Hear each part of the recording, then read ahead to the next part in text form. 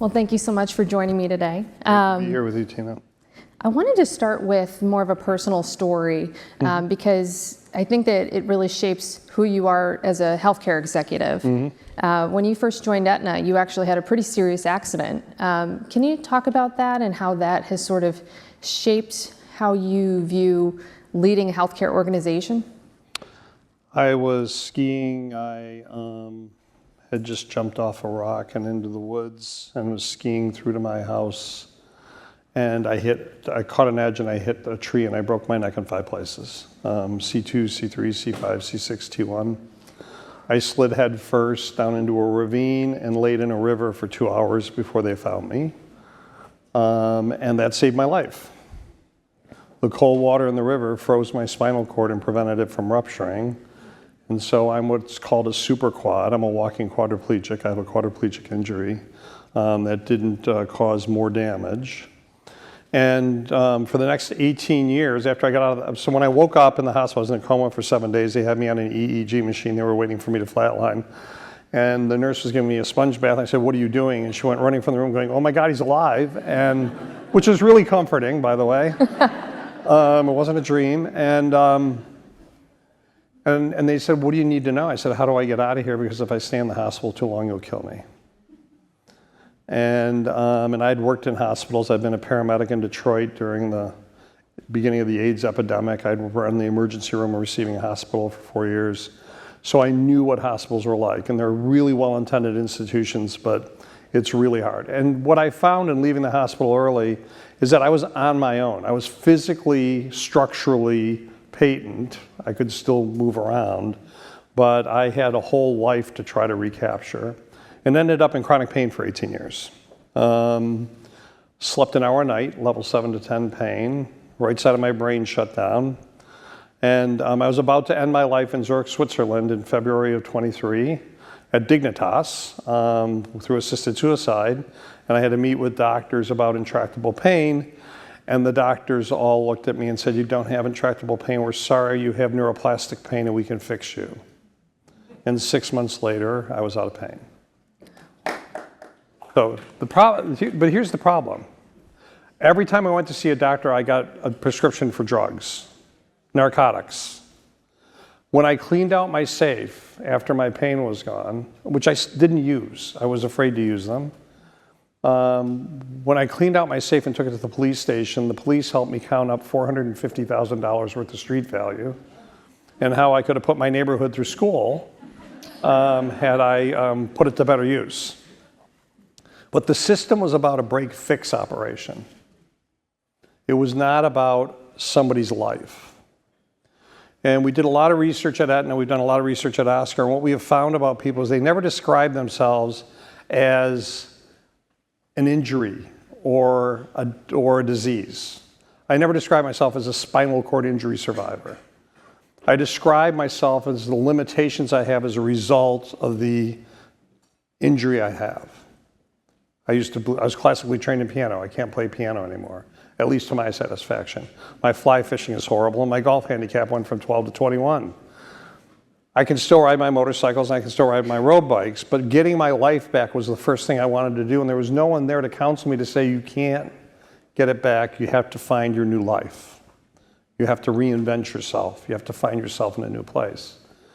And the treatment I took was simply transcranial magnetic stimulation, disconnecting the pain centers of my brain, and virtual reality with psilocybins. No medicine, no special I had 9 major surgeries.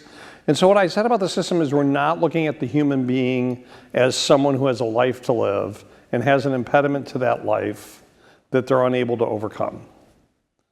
So if you're talking to a diabetic with pedal neuropathy, and you say, "What is it about your feet that gets in the way of the life you want to lead?" They'll say, "I used to go for a walk in the park with my kids, my grandchildren, or I used to walk to the senior center to play cards and I can't do that anymore." If you can say to them, "Hey, if we get your diabetes under control, you can do that again," you now have them engaged. Because it's about them, it's about the life that they want to lead.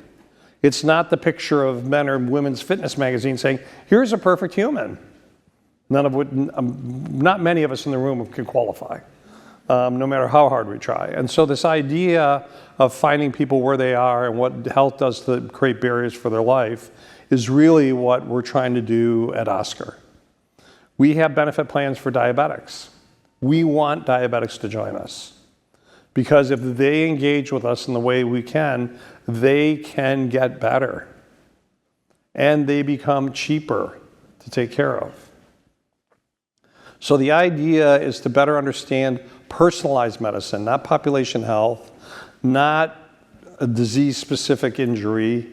It's about how do I help these people live the life they want to lead in a way that suits the life they want to lead. Well, can you talk about a little bit more about what that looks like for what you pay for as a payer, and how does that differ perhaps from what we see from traditional legacy players?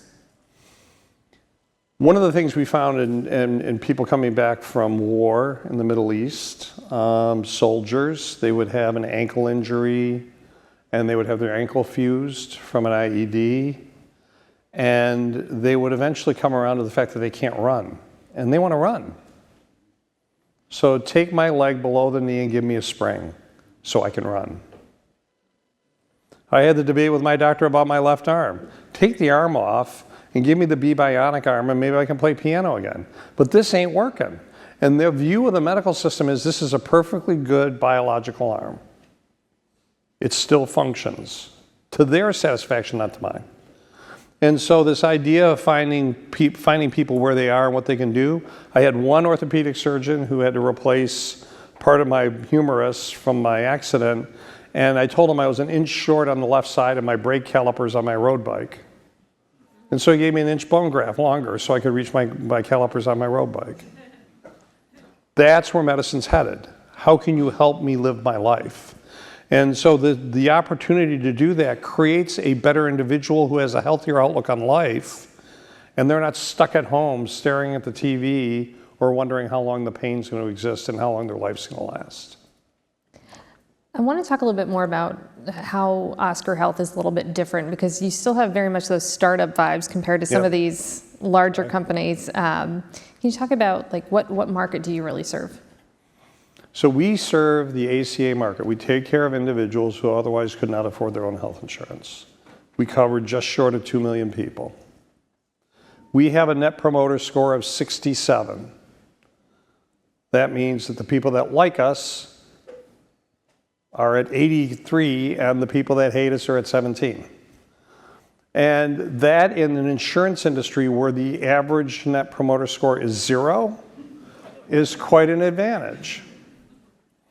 And so we play to that advantage in everything we do. If we invest in some part of the business, and we have a digital platform that allows people to interact with us relatively on their own, digitally if they'd like, and in an operation like that, we always now look at every investment we make, and it says if it doesn't improve the member's experience with us, we don't do it.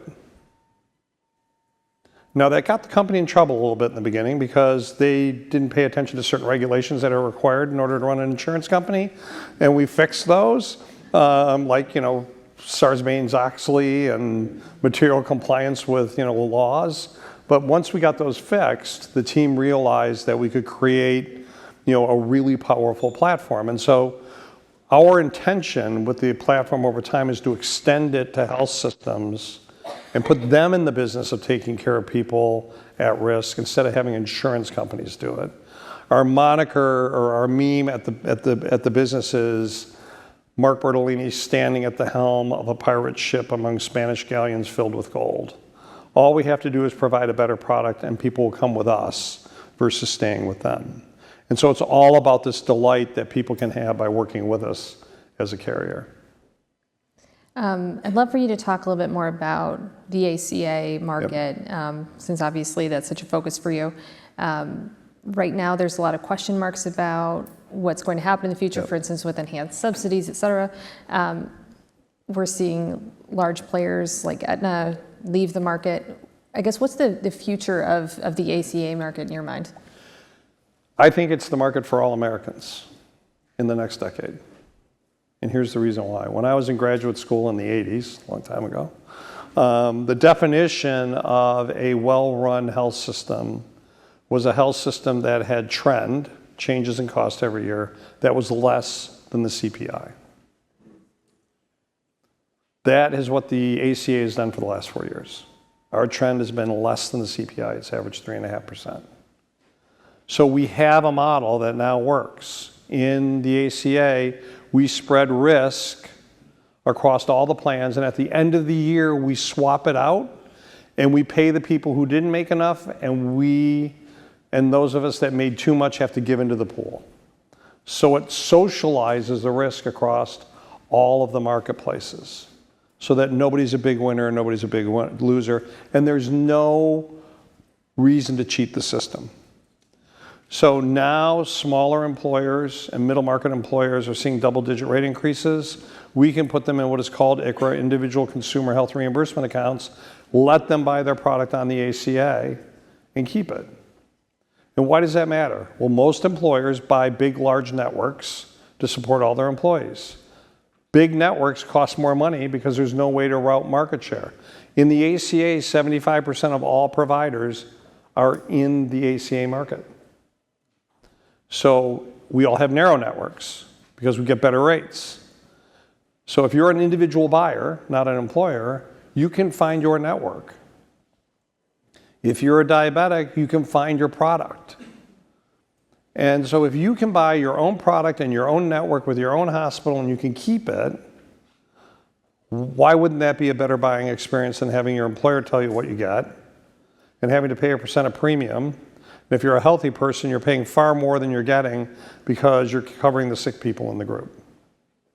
So this idea of letting people have employers give the money that they otherwise use for health insurance, give it to the employees and let them buy it, is called defined contribution. We did it with pensions 20, 30 years ago. Now the time has come to do it with health insurance now that we have a fully developed, the largest risk pool in America, the ACA market, and now turn it into an individual market for everyone. We can do it for gig workers, where they can create hour banks and just put away so much and then go out and buy their health insurance from the individual market. So the total individual market has an opportunity to hold 125 million lives, which would make the risk pool even more stable and less costs. So the time's coming. So there is legislation introduced in the current bill on making ICHRAs move forward, helping ICHRAs move forward. And this is sort of the potential size of the market. The chart before was the relative rate of increase on trend versus employer market and CPI. So we really think we have a product here that's the future, where Americans can buy what they want, have the network they want, and keep the product they want over time and have a much more stable experience and not have to change your insurance every time you change your employment or you go to a different part of your life. Now, I know you've been lobbying lawmakers on this. You've spoken with the Trump administration. What's the receptivity been? So this is the crazy part. Just imagine, when the ACA was started, the Democrats wanted to get every American into an individual market. That was the initial intent. Run the insurance companies out of business, have everybody buy from the individual market. The Republicans like ICHRA because it gives freedom of choice, an opportunity to shop, and to spend your money where you want to spend it. Last year, 40% of all Americans borrowed $74.9 billion to pay their medical bills. If you have money left over from your defined contribution based on the plan you buy, you can pay for that out of your pocket and cover it at pre-tax dollars. So this idea of creating this stable and larger market for people to shop in, not have to put their personal finances at risk and borrow money to make payments is an idea that's been a long time coming. And just continuing on the policy theme, what have your impressions been so far of interacting with this administration? I know there's a lot of questions with the transition into the new administration about how do you change your messaging? What are their priorities versus how do you get across your priorities? You don't use certain words. like DEI, bad word. You change the nomenclature that you use, same product, right? I sit on the Verizon board, I chair their finance committee. Our DEI effort is alive and well. It's just not called that anymore. They're not employee resource groups, they're business resource groups. It's a way to keep going and keep doing what we believe in as an organization is important to the product we deliver to the marketplace. So that's one sort of thing. You have to be careful about the words you use. You have to wear a tie every time you go in. So I had a tie on early. I was at CMS this morning with Mehmet Oz, and Dr. Oz and I chatted about the individual market, and so you wear a tie. Because that's this administration's thing, right? It's not as relaxed. You help them understand the business rationale behind it. Now, it's really early, and so everybody's sort of figuring out where the bathroom is still. So we have some time to go, but this is the time to now plant seeds about what you could do to change the market. But if the Republicans like a open, free market where people can buy what they want and keep what they want, and the Democrats always thought that an individual market was the best market for all Americans, why not give them both the story and say, here's one you can take off the table you don't have to fight over anymore, which has been one of the most fought over issues in political history in this country, how to take care of people in need. Our uninsured rate has gone from 19% to 8%, just under 8%, since the ACA was put in place. And then finally, I would say this. A lot of people, so our planet, and I'm one of the world 50 CEOs that talks to CEOs all around the world. I talk to at least two of them a week. And they always say, what do you do in this environment? The last thing you do is fight, flight, or freeze. Anxiety is endemic in the world. Don't let them drive your anxiety, because then you stop paying attention and things happen that you otherwise could have said something about. Be clear-headed about what matters, not everything that happens.